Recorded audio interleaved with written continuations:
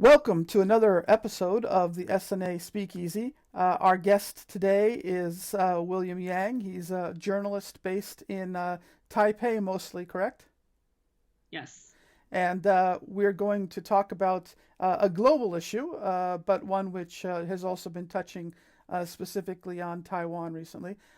William, why don't you go ahead and give a basic introduction about who you are and what you've been doing recently? Right. Hi, my name is William Yang, and I'm a Taiwanese journalist that works primarily for Germany's international broadcaster Deutsche Welle, but I have also been covering the COVID-19 pandemic for other publications like The Independent and the Nikkei Asian Review, and also other media outlets around the world. And also, I've been talking about this topic for the last about 3 months on different television channels around the world as well. Right. Well, I've got to admit that to me, before the whole COVID-19 crisis broke, the World Health Organization was not really something that was on my radar as a journalist or as a reader or consumer of news. Was it something that you were already covering or thinking about before the pandemic? I wouldn't say it's something that I closely followed, but Taiwan has always been having the trouble accessing information from WHO, and also one of the main campaign that the current government that came into power in 2016, that they pushed for is to increase Taiwan's international participation. And WHO is an organization that previously Taiwan had success in joining some of its major assemblies, like the WHA, and so that was one of the main goals of their on their foreign policy agenda. So here and there, sometimes WHO would come up in my coverage, but it's mostly related to Taiwan's participation and why China has been trying to block Taiwan from participating in the WHO. Well, obviously, on the good side, or maybe the good side, the WHO is in my view, probably one of the first times that a bureaucratic organization of the United Nations, not the Security Council, not the General Assembly, but one of its bureaucratic organizations has suddenly become kind of a global star. Right. That's leading an effort which is right at the center of news coverage everywhere. I can't really think of another example like that in the past. Can you? It's not as definitely not as dramatic and intense as the WHO over the last few weeks. We might go back and look at the UNHRC, which is the Human Rights Council that had some issue with actually China as well over the last 2 years, with the U.S. dropping out of the UNHRC, and then China took it over and trying to push its agenda, especially on questions and suspicions on its human rights track record. But this particular time with the WHO, it's mostly the agency itself creating some controversy with the way that they responded to questions, particularly regarding Taiwan's response and also the WHO's relationship with Taiwan. Mm. So, as we have seen over the last few weeks, the WHO has continuously come out with some rather ridiculous and sometimes Okay. provocative way of responding to questions. Well, hold that thought because I want to kind of take this step by step. So, to begin with, I say the first time that some kind of my antenna began to say, "Wait a second, there's something strange here," was in one of the I think it was late January, early February, when Dr. Tedros, who is what is it, Secretary General Right. of the WHO, he, at some press conferences, his he began to speak of the Chinese government in very, very extraordinary terms of praise, saying, never before in history has any government shown so much transparency. Indeed, maybe this is a whole new model of international cooperation. It was just really over the top, and the eyebrow began to raise at that. So my first question is, do you have a sense of why the WHO was going so over the top in its praise of China? Is this something peculiar to this Secretary General, or is it something? Is it a structural issue with the organization? What's your feeling about this issue? So Tedros actually had a very interesting path to the director general position in WHO. He was able to make it to that top position with a lot of help from China, actually, when they were electing a person to fill that position several years ago. So ever since then, and we have to know that he came from a country that also has a very similar background like what China is doing to its citizens. Ethiopia is not a country that is known for its great human rights track record, but rather it has a history of cracking down on minorities and also jailing political prisoners. So with Tedros coming into power with the support of China, it's in fact understandable that he will be feeling a lot of pressure from China to try to say some good words, put in some good words in the beginning of the pandemic when the whole world's attention is on how China is handling it. And in the beginning of February, that was at the time when the world started to realize that how much information China had been concealing, and hiding from the world for almost months before they revealed it because of the fact that the pandemic, got so bad that it's really not, concealable for them anymore. Okay, well, moving beyond Tedros sort of paying off a political debt, is there any structural reason why the WHO itself, I mean, aside from him, would be in any way owe something to China or heavily influenced by them? So China has also been increasing their donation to the organization, even though comparing to the biggest donor, the US, it's still not comparable at all. And also we have to know China's growing influence in general in the UN system. So this does not just rest in the General Assembly or Security Council. This goes beyond, China's reach goes deep into almost every major agency under the UN, including WHO, WTO, the UNHRC, and all the other agencies. So this is just another episode that we see that China is able to rally a lot of support from UN member states. And WHO is one of the bigger agencies with a lot more smaller states around the world who are members of this organization. So when that happens, that again is just China was able to have a lot of support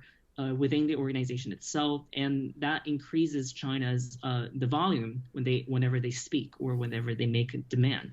So again, that understandably put a lot of pressure on the WHO leadership for trying to frame this particular pandemic in a more favorable lens for China since the very beginning.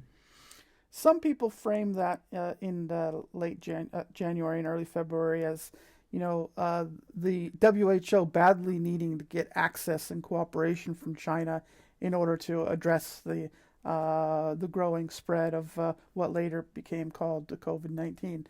Um, but how do you see the leverage situation? Was it really a situation where the WHO needed to praise China in order to get access, or did China need the WHO to kind of come and give the stamp of approval to its actions? I mean, I'm not sure where the leverage really lay in that situation. I would say it's probably in both ways. As we know, China is the origin, where this virus originated. And so in the beginning, no one else have the firsthand information, including the virus genome sequence that is so key to all the, for all the virologists around the world to understand the nature of this virus. So that in particular is very key for the WHO. It needs to get its hand onto these very essential but important information. So of course, a full cooperation from China will be needed. And when you're dealing with the Chinese government, oftentimes when they're very like defensive about information that they consider as potentially detrimental to its image around the world, it would act very defensively, and you will need to offer them some carrots, not instead of sticks, before they are willing to start cooperating and sharing the key information that the whole world needs. So I do see that begging, getting China's approval and like playing along its line in the very beginning is the strategy that the WHO needed in order to be able to share all the rest of the information with the world. Okay. Moving forward a little bit more recently, there was the very remarkable interview between the Hong Kong journalist and the other, I believe his deputy was this Bruce Alward or something like this is his name. Right. Right. So, what was going on there? I mean, okay, Tedros is one issue, but it seems like the problem is not limited to him. So, what happened in that interview, as you understand it? So first, we have to know that Bruce Elwer was the primary WHO official that led the WHO team to actually went to Wuhan and conduct all the firsthand investigation and study under the guidance of the Chinese government. So and then out when he finished his tour, he very famously gave also super glowingly positive interview during the press conference and praising China and describing how China's response has been working really well when, in fact, the situation on the ground in Wuhan was still very miserable, according to all my interviews during the same period. And then so when he was on the live interview with RTHK, which is the government-funded public broadcaster in Hong Kong, he was not confronted. He was asked a particular question about Taiwan's inclusion and Taiwan's potential membership to the WHO. And he pretended that he did not catch the question. And then so Yvonne Tan, who is the journalist, asked again. And then when that happened, he stopped for about 5 seconds and suddenly hung up on Yvonne. So that whole clip was immediately being circulated on the social media 30 minutes after the show went live on RTHK, and it was so viral for the entire weekend that the whole world then turned its attention back to the Taiwan and WHO tug of war.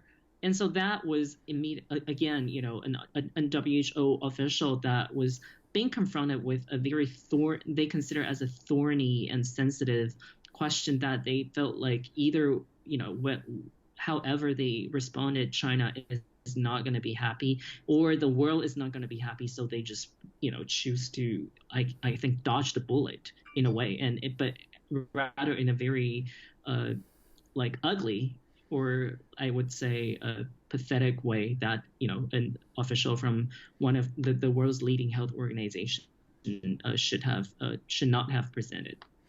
Well, certainly, that boomeranged in a colossal way, and it really showed kind of that they're not ready for prime time when it comes to dealing with the global media. Um, I mean, it was just very, very, very awkward. But has there been Yes. any response that we've seen from them? I mean, have they? I mean, they were so humiliated by that whole clip going viral around the world, as you said. Right. What Right. have we heard anything about them saying, "Well, that was a mistake," or anything at all? So they never directly came out to address that particular interview, even though they were being asked multiple times over the weekend and the following week. They came out with a statement, the following, which tried to justify their interaction with the Taiwanese government since the very beginning of the pandemic. And they try to justify how they have been working with the Taiwanese official through multiple different channels that were under the WHO's framework. And then after that, the Taiwanese government decided that maybe it should come out with more hard-hitting claims that will make the WHO look even worse and increase Taiwan's chance of gathering more support for calling for its inclusion into the WHO. So the next day, following the statement that the WHO released, the Taiwanese Foreign Ministry did an interview with Reuters news agency. And in that interview, the spokesperson of the Foreign Ministry famously accused the WHO for ignoring some reminder or warning from the Taiwanese government, which is that the Taiwanese government had sent an email to the WHO, warning them about the possible emergence of a mysterious SARS-like virus, and they claimed that they said in the email that there is a possibility that this virus will be transmitted, among human beings. And then so that when that accusation came out, it immediately amplified and enlarged the whole scope and witch hunt after WHO for the next 4 to 5 days. And for the first few days, the WHO remained rather quiet. When they were again being bombarded by questions, why did they ignore Taiwan's warning in the very stage of this pandemic when it's possibly still controllable? And so, yes, and so what is Taiwan has been making a lot of cases about why it should be an observer member. So let's just stop for a second and talk about that. Uh, Basically, what is the Taiwanese government's argument as to how the WHO should be dealing with it?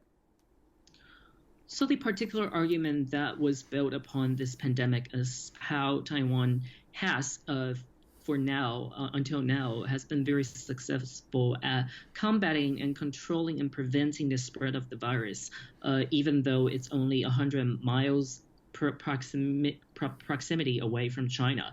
And the interaction with China is so frequent that Taiwan should be one of the countries that had one of the highest numbers of the cases, but instead we currently only have about 422 cases as of today, which is remarkably low comparing to other neighboring countries. And so that's one of the reasons that Taiwanese government think that if Taiwan is included into the WHO with any sort of status, it can benefit the international community by sharing Taiwan's experience with the world. And that's one of the campaign that the Taiwanese government has been fighting, which is called Taiwan Can Help. As we probably have been seeing a lot on Twitter, circulating, tweets with the hashtag Taiwan Can Help.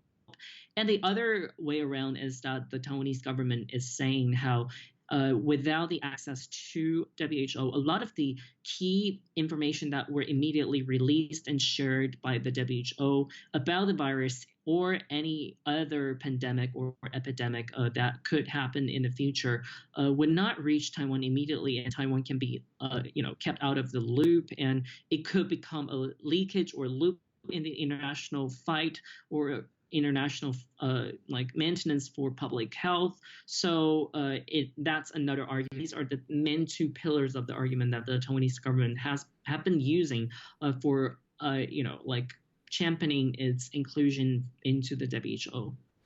And of course, within the overall context of Taiwan's interest in being included in all or almost all international organizations. Right, right. All right, and let's get to the most recent and maybe the most ridiculous of the controversies, and that has to do with the whole racism row. Can you explain what happened there, and what do you think the motives are behind what happened there? So there's actually some very problematic handling, again, from the WHO side. I actually did a story about it.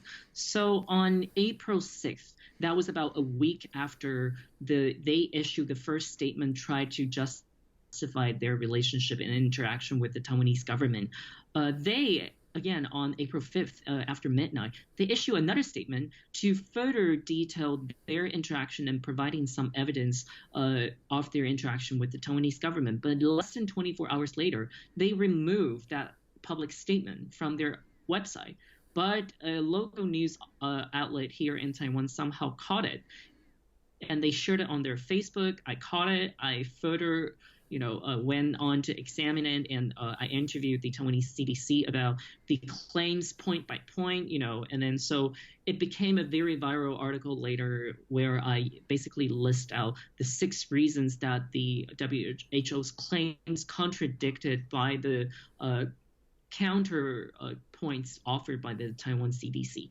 And that, and then in fact, 2 days after that uh, first statement was uploaded and then removed, Tedros then came out with that ridiculous racist accusation of Taiwanese government, and specifically aiming at the Taiwanese foreign ministry for saying that he claimed that he's been in like going through 3 months of online harassment, including the racial discrimination slurs, and also receiving death threats. And he, like very emphasized that it came from Taiwan. He specifically used the name Taiwan.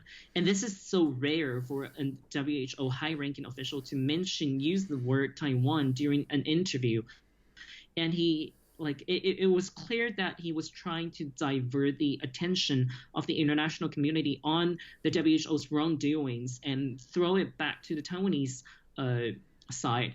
But then right after that, researchers online realized that a lot of these actual posts, including racial discrimination content, even though they're mostly in traditional Chinese character, which is used here in Taiwan rather in China, but in fact, some of the terms and wordings in those posts were actually more common terms used in China rather than Taiwan. And some of these posts are actually mixed with simplified characters and traditional characters. And these are two of the most obvious traits of the Chinese online trolls trying to pretend that they're Taiwanese people and trying to paint Taiwan in a bad light. So when this was debunked, all of a sudden, and then obviously Taiwanese government came out to demand an apology from Tedros, while saying that they had never on the record made any comments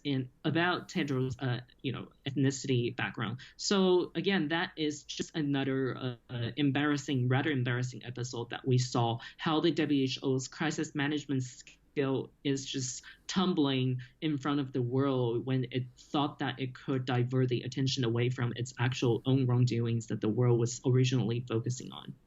So if I understand what you're saying, it may be possible that Tedros, to some extent, may have self been victim of sort of a misinformation campaign, that he may, have not understand exactly what's going on. Right, exactly. And then he made a fool out of himself when the racial claims were debunked by the online, analysts saying that these attacks actually came from China. Okay.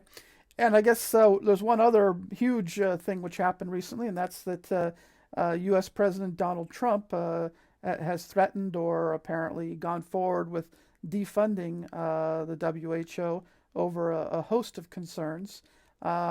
It seems to me that some of the things he's citing are just ridiculous, and other things have some grounds. But again, you talked about diverting responsibility. We all know that his main objective there is simply to take the scrutiny off of his own failures. But to what degree do you think that Trump has a justified set of criticisms towards the WHO's handling of COVID-19? I think we have to like I would say probably 60% of his accusations are right in terms of his emphasis that the WHO has been influenced much by China, and its praising of China has just went overboard since the very beginning, and how that really delayed all the necessary global response in the very beginning when the virus and the pandemic was still limited to within China. And that was at the time when the WHO was so reluctant to announce this as a global pandemic. It took weeks before they reached out conclusion. And by then, cases are already popping up in Europe, in Italy, in the West Coast, in Washington, in the US. So I think from that perspective, his accusations are valid. And obviously, he also most recently, 2 days ago, came out again using the case of the WHO ignoring the email from Taiwan as another start point of his continuous online witch hunt of the WHO. But then again, we all know how the Trump administration themselves also responded to the domestic crisis rather in a very sporadic and chaotic style, because he was so busy trying to make himself a hero and trying to divert the criticisms by making all sorts of false claims, and also uh, fighting over the power with state governors when the governors were just so worried about their citizens' well-beings. So when we see that the Donald Trump's personal image will, no matter what, damage a little, all kinds of the validity of the accusation that he made, no matter how strong or how truthful they could be, because his track record is also very conflicting over the last few years, as we have seen. So this whole, episode, when it turns into the U.S. making the lead again, it suddenly became an entirely politicized affair that had almost no element of the actual mention or aspect for the public health consideration, which is rather unfortunate.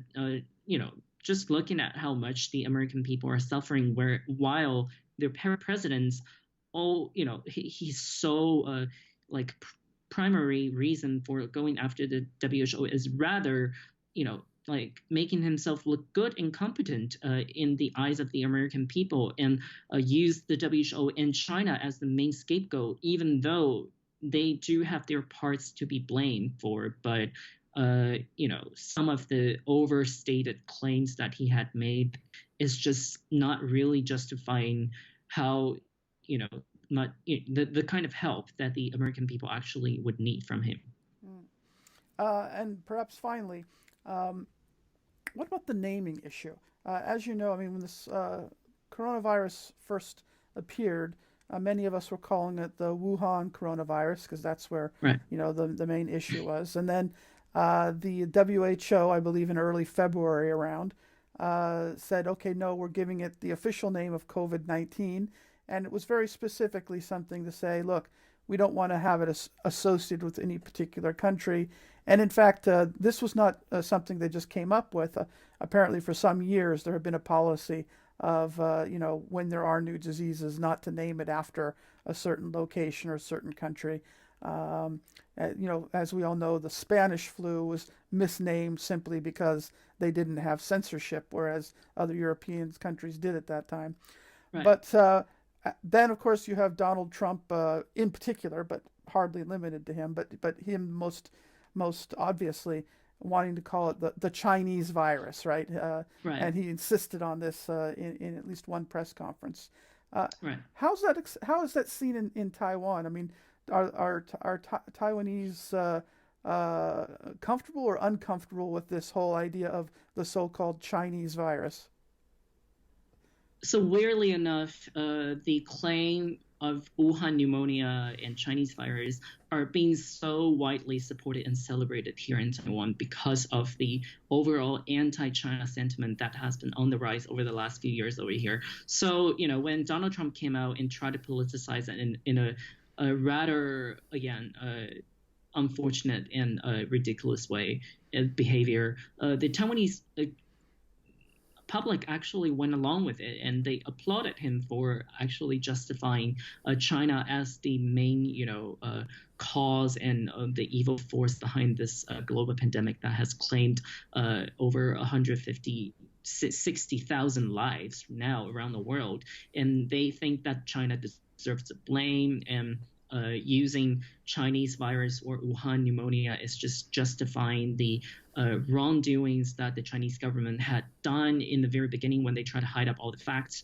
So in the particular context of Taiwan, it's it, it has to be viewed from a very political perspective. But when we look at it from a global trend and also global perspective, after Trump made that claim and amplified that particular term, we saw a huge rise of racial discrimination incidents all around the world. In Europe, in the US, I have multiple Taiwanese friends or even Asian looking friends in the US, when they try to wear masks in the public, they were confronted, they were yelled at, and I have friends in France even being physically assaulted for wearing masks on the public transport, and he was told to go back to China. So, again, these very irresponsible and politicized behaviors from global leaders are it's just another aspect of the suffering of the regular people, and deepening the division in the world along different sort of lines. In this particular case, is the racial and political line, in the East versus West line, China versus U.S. line. So it's not really helping the world or international community to find the solution that it desperately need to combat this pandemic, but rather it's complicating a lot of the, or slowing rather, the global cooperation that could have been reached a lot easier if there were not global leaders like Donald Trump try to again capitalize on this rather tragic event that is still going around the world. Understood. Well, before we move it into the second section, is there any final points that you would like to make that I haven't asked you about yet, but you think is another aspect of the WHO issue that needs to be highlighted? No, I actually feel like we touched on most of the stuff actually. All right. Well, this is the section of the event in which SNA patrons are able to ask their questions.